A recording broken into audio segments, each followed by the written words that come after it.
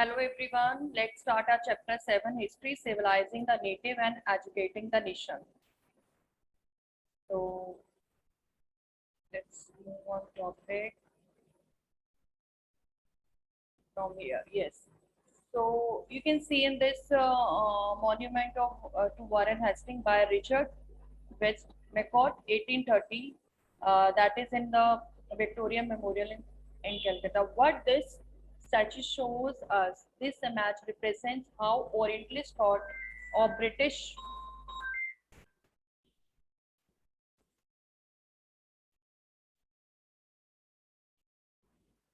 Yes.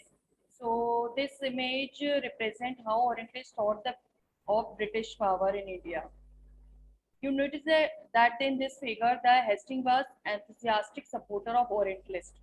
Now the question is that who is known as the Orientalist? Like those companies official like William Jones, Henry Thomas, Colbrook or Nantel, who wanted to promote Indian rather than Western education.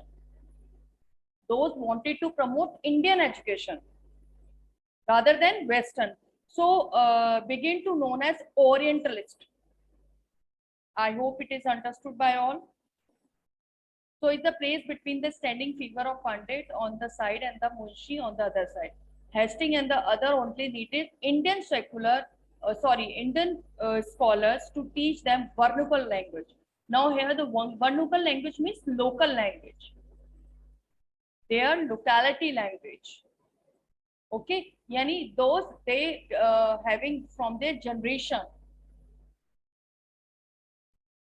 Orientalists thought that European education was essential in India, but they want that Indian education should be promoted side by side. Okay, so Varnukal tell them about the local custom and laws. This helped them translate or interpret ancient texts.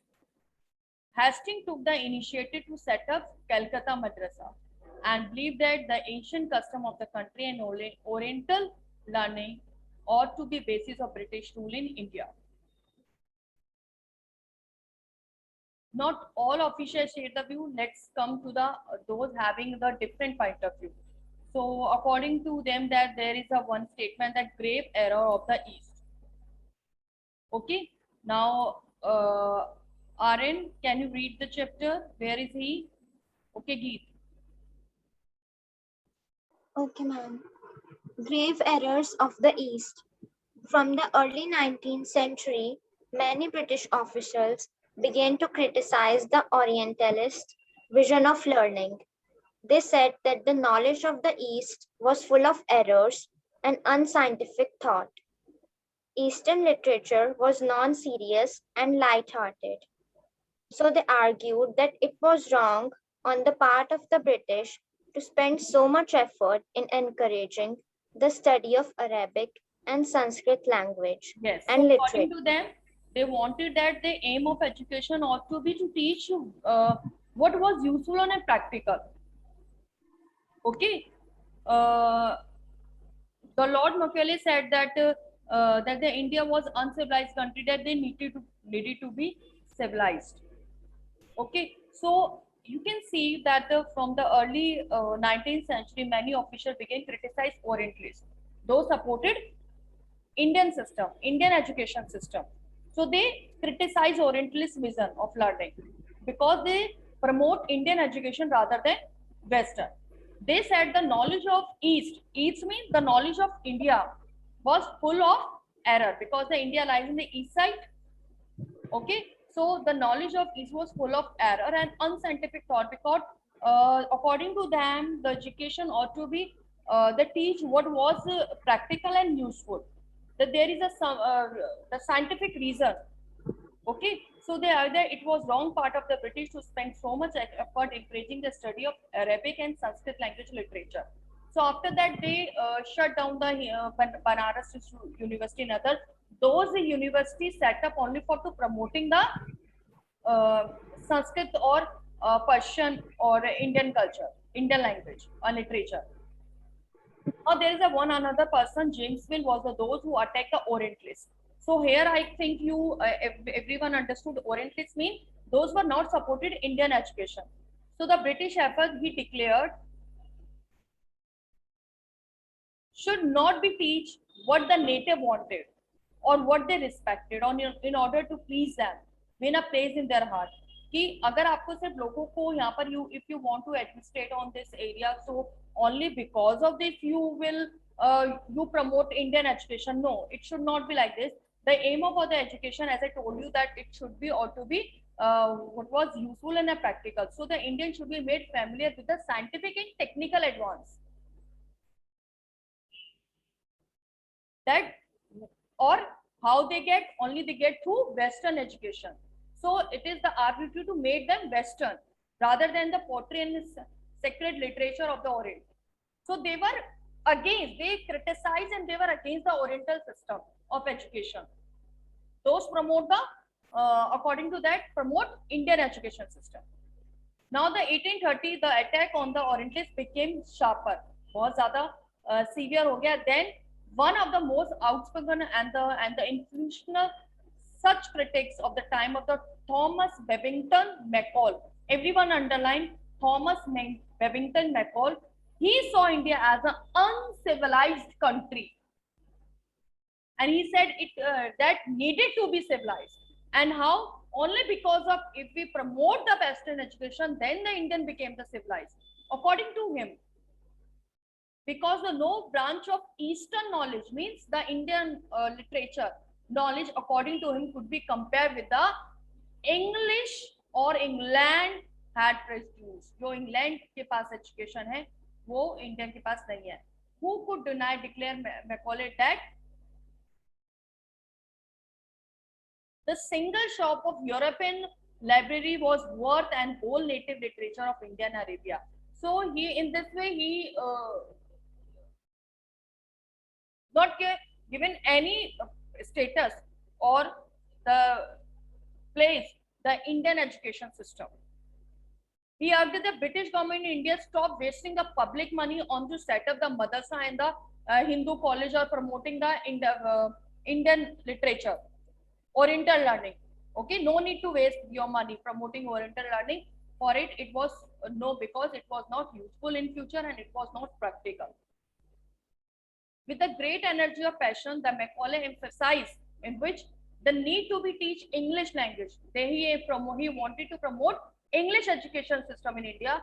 So he emphasized need to be teach English education to Indians, and he felt that the knowledge of India English, when we promote the Indian Western education system among the Indians, so they would allow Indians to read some finest literature of the world had produced, and to make them more civilized, more developed. Okay, it would make them aware of the development in Western science and technology and philosophy. Teaching of English could thus be way of civilizing people. It means after when they study the Western literature, they became civilized person, changing their taste, their value, their culture. That this is a statement according to Thomas Babington Macaulay. Now following Macaulay, minute means views, point that English Education Act 1835 was introduced, which decided to promote the teaching of Western science and literature through the medium of English.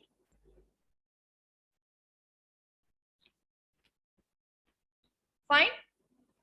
This decision was to make English the medium of instruction and in for higher education, and stop the promotion of Oriental institution like Calcutta Madrasa, Banaras Sanskrit College. These institutions were seen as a temple of darkness, which make the people uncivilized. The falling of them into decay. English textbooks now began to produce for schools.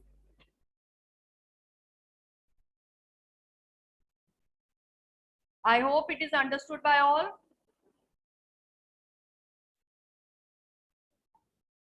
Education for Commerce. In 1854, the Court of Directors of the East India Company in London sent educational dispatch to Governor General in India that points issued by Charles Wood, who was the president of board of control of the company. It has come to be known as Wood's Dispatch. Now, the Wood Dispatch means the outlining the education policy, the parameters of education policy that was to be followed in India. And it emphasized once again the practical benefits of a system of European learning or as opposed to Oriental knowledge. It is very famous as Charles, yeah, because it was introduced by Charles Wood, it is known by Wood's Dispatch, because he dispatched his parameter points in India from Europe. He said one of the practical use of the dispatch pointed to was economy. European learning, it said, would enable Indians to recognize the advantages that flow from expansion of trade and commerce and make them see the importance of developing resources of the country.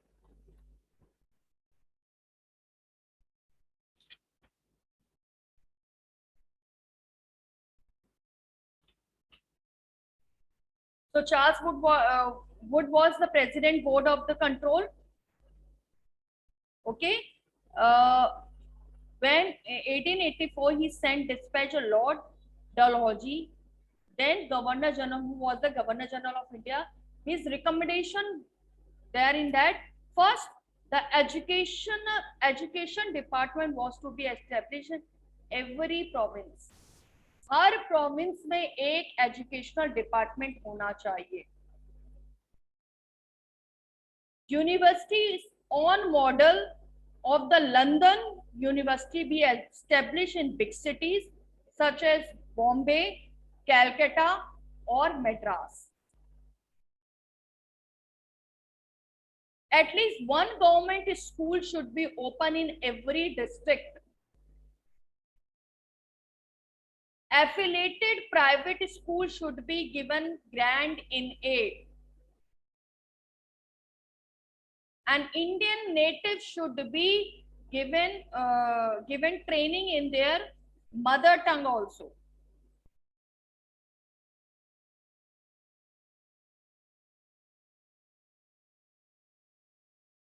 So these were the recommendation by Wood's Dispatch. Okay, now RN, please read education for commerce. In 1854, the Court of Directors of the East India Company in London sent an educational dispatch to the Governor General in India, issued by Charles Wood, the President of the Board of Control of the company. It has come to be known as Wood's Dispatch, outlining the educational policy that was to be followed in India. It emphasized once again the practical benefits of a system of European learning as opposed to Oriental knowledge. One of the practical uses the dispatch pointed to was economic. European learning, it said, would enable Indians to recognize the advantages that flow from the expansion of trade and commerce and make them see the importance of developing the resources of the country, introducing them to Europeans' ways of life would change their taste, desires, and create a demand for British goods. For Indian would begin to appreciate and buy things that were produced in Europe. Wood's dispatch also argued that European learning would improve the moral character of Indians.